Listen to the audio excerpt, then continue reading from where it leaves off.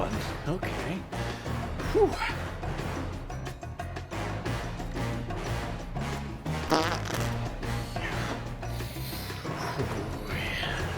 What happens when all the animatronics are modified and are capable of having sex?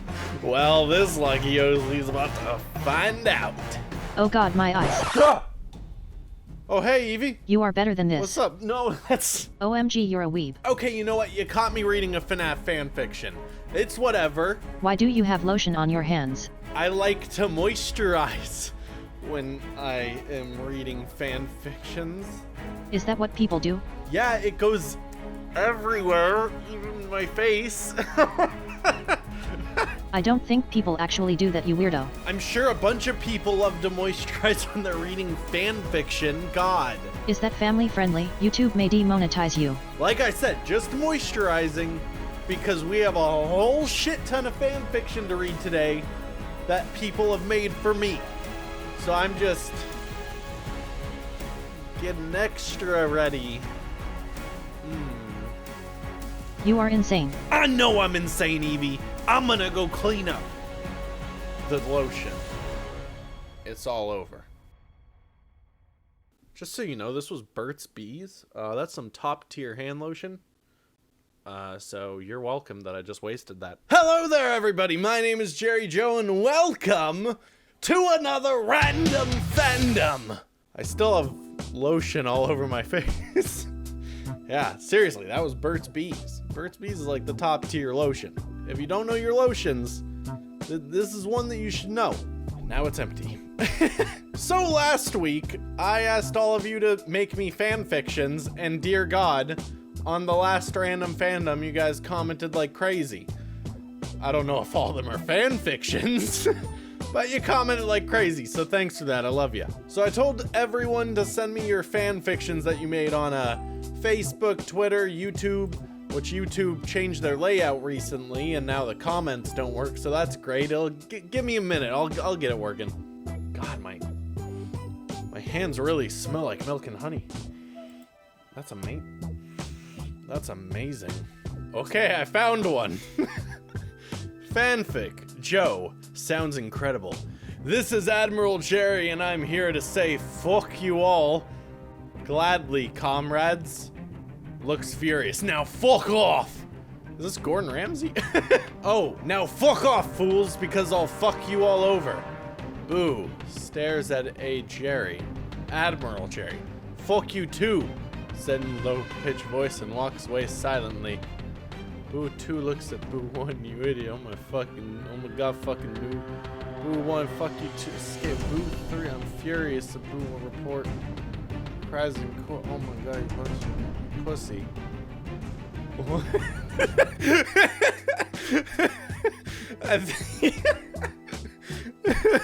I think that is the most confusing thing.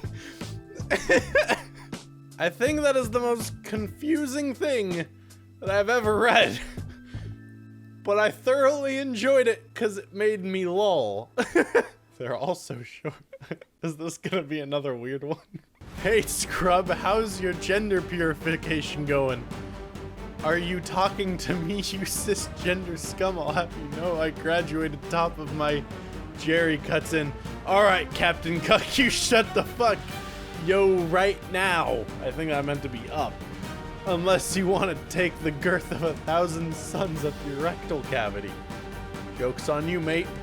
That's what makes my dingleberry swing. Riveting! These are fucking weird.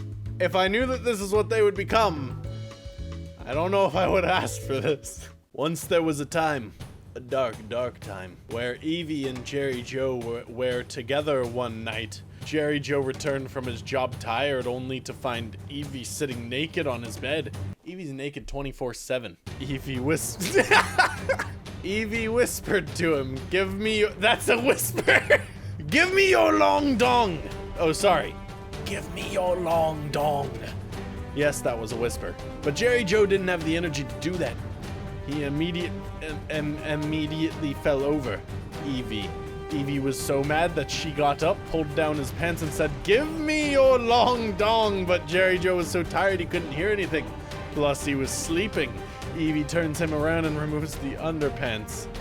And that's what happens if you don't give Evie the long dong. 15 likes for another one. Jeremy is sitting at his computer alone in his dark bedroom pondering over which game he should play next. Should it be a horror game? Nah, people have to be getting sick of watching me play those by now. How about an adventure game? No way. Between college work, and having a social life, cough, there is no way I would get through a longer game series. That's so true. Jeremy thinks for a moment. Oh, I know. Oh, I know, Dream Daddy. With that game, I can post it date by date. That way I can still post daily. But if I don't finish it, then no big deal. It's so true. I should play Dream Daddy. Just then, Jeremy hears a knock on his bedroom door. He stands up to answer it, forgetting he is not wearing any pants. Then stops himself and turns to the closet to grab his jeans. After quickly pulling them on, he goes to finally answer the door. At first glance, it seems to Jeremy that there wasn't anyone on the other side of the door. But then he saw a white face come into view that had big eyes and a large mouth that was open wide, almost as if it wanted to swallow him whole.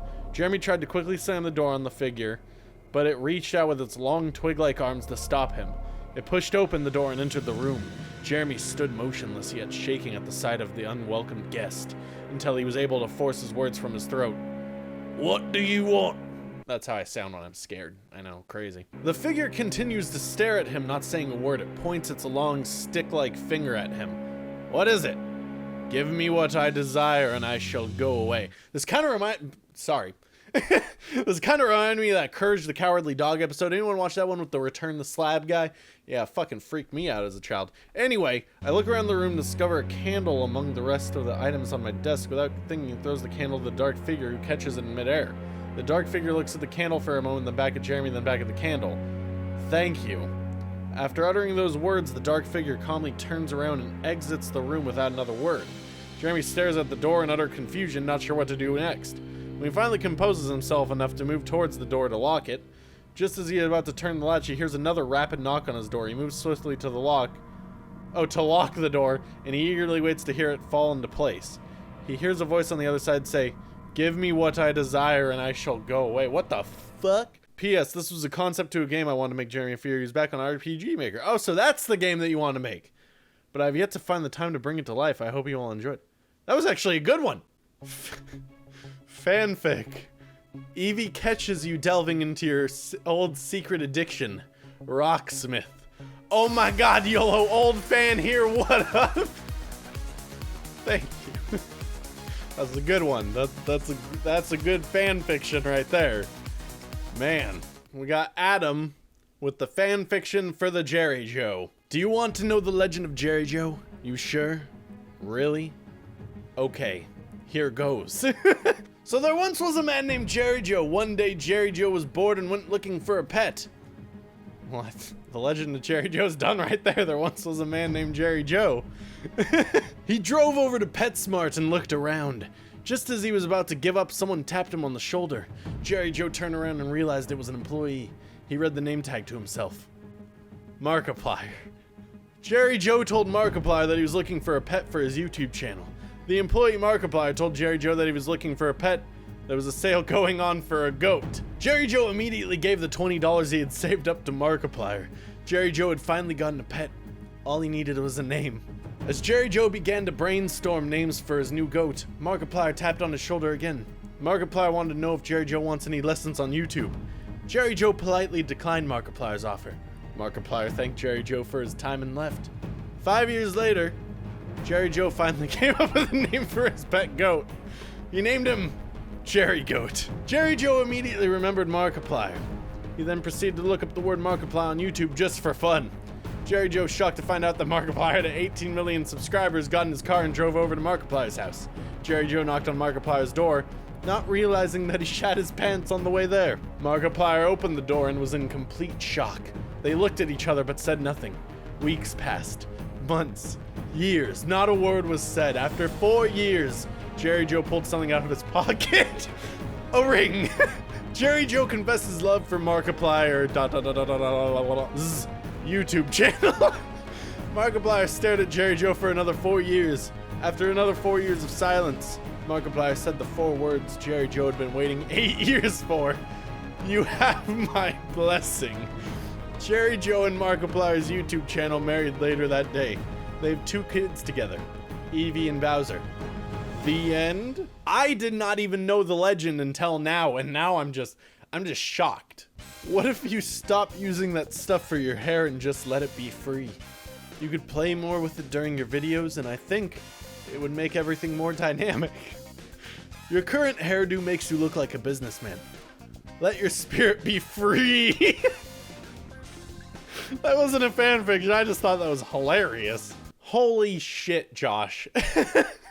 This one is gigantic. This one is called Eevee Playdate. This is it! I speak to myself quietly in the mirror. Yes, this may be the first time you ever meet Oz, and yes, it may be the most nervous. Ozcat, by the way, check him out. Can you even put annotations on videos in like this area anymore? I don't know. I'll leave Ozzy's link to his Twitch in the description. And yes, it may be the most nervous you have ever been in your life, but you have got this! The sound of the doorbell breaks me out of my mid-rant, and I take a deep breath. Before moving towards the door, looking at the door handle just makes me even more nervous. You have got this. My final pep talk seems to have worked as I open the door to see Oz holding his own Eevee plushies. Wow, this is such a cute image right now. I laugh as he smiles holding the Eevees in his arms. Let me get my phone. Do you want to invite me in? Of course, I'm so sorry, I laugh nervously. Idiot! Letting him put the Eevees in my room with mine, we head back into the kitchen, where I grab us both sodas. So first time meeting, huh? Oz nervously plays with his collar. I know, man. It's been such a long time coming. I speak almost too excitedly. Oh, well, I wasn't very excited or anything. Staring at each other for the first of what I assume will be many awkward silences, it is suddenly broken by the sound of a crash in the bedroom. What was that? Ozcat asks apprehensively. Not sure what to do. We should check it out, I respond, trying to show no fear. Of course, my vast playing of horror games would make this a terrifying experience, but I need to at least pretend to be brave. Opening the door slightly, I notice a bunch of video games spread across the floor and Eevee standing on the other side of the room. Gaining the courage to open it fully, I see the true chaos. Chaos? All of the plushies have been ripped to shreds except for my original Eevee! No! Knowing that an Eevee plush could not have caused this, I quickly assume someone has broken in and just messing around. Knowing the only space in my room is under the desk in the closet, I search under the desk first to find nothing. Creeping towards the closet doors, Oz slowly moving in behind me. I feel chills throughout my body, taking the handle gently in my hand. I pull it open slowly to find nothing. Nothing but the usual clothes and some goodies hidden away. Then a loud crash from the kitchen. The footsteps slowly move towards us. Taking the only logical option, we both rush into the closet. I'm so sorry about this, man. I apologize for inviting him over. Don't worry about it. I want to do this even if we die. Well, if we do die, I need to tell you something. I swallow the lump building in my throat with nerves. What is it? He asks, raising his eyebrows in confusion. I like you. I always have ever since we first spoke. I think you're adorable and perfect and adorable. Did I say that already? Well, who cares? I like you, okay? I like you too. A smile spreads across his face like he's been told the best news.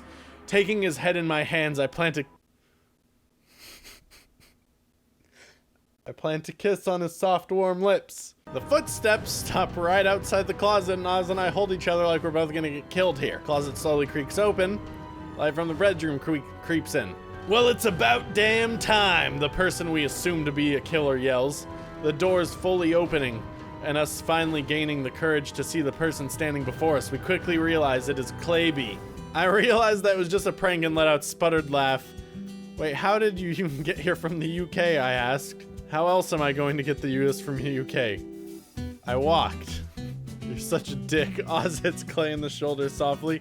But you love me, Clay spreads a smile from ear to ear, holding his hand up in a heart shape. You already know we have to get you back for this, right? I smirk at Clay, already concocting ideas in my head. Bring it on, suckers. Pulling Clay and Oz in for a hug, the three amigos are finally together. Hashtag Jerry Shaws forever. Jerejoe fanfic. Jeremy was so lonely that he beat his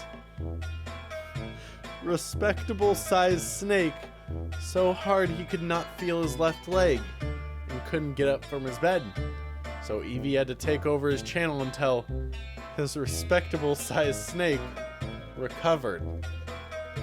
The end. Thank you, thank you.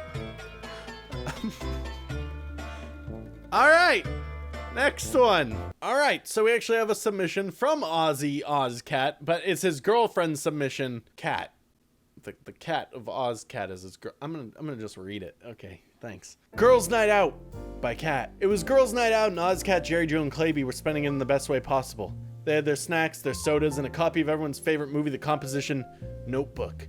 Jerejoe donned his Bowser onesie. Wish I had a Bowser onesie.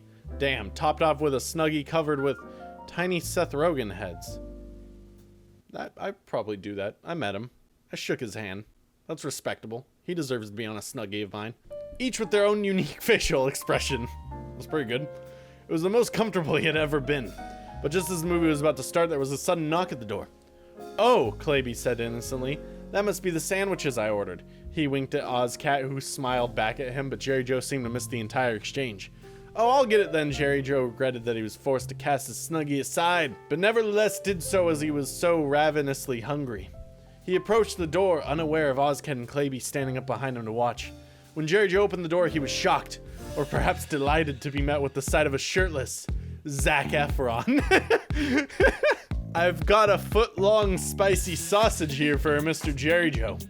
"Where should I put it, sir?" "Oh, you can put it wherever you like, Mr. Efron," Jerejoe replied coyly. "Sorry, just saying his name makes me stutter." "You got it, sir," Zac said.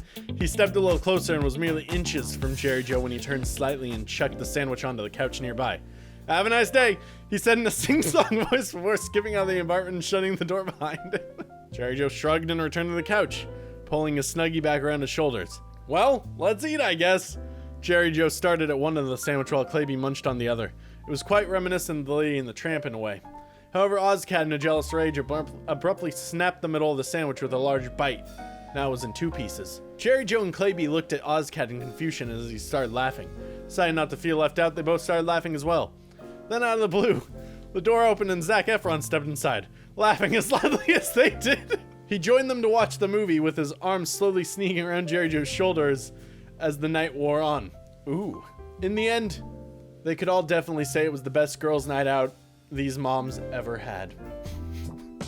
That was beautiful. That was there was so much tension, and then so many turns that this story took. It was an emotional roller coaster is all I could really say. By the way, they are the ones who got me the best mom ever mug. And this Tails here, and this awesome Bowser mat that I use for my mouse. Yeah. Well, that was all of them. Oh man, this was a good one. So many very short ones that just were weird as hell. Thank you everyone who participated in this week's. I should be like months because I take forever to do these. But now that I'm actually got my school schedule and I got all the classes that I need now, because I was switching around classes the first week and it was hell and I had to wake up like early every day and I was so tired. But now that I actually have my schedule planned, I should be doing videos again regularly. And by that I mean every other day so far until I can get back on schedule. Next Random Fandom, I will tweet out a picture again. The link will be in the description. It'll be something weird that I find soon, but I'll probably post it on Facebook as well.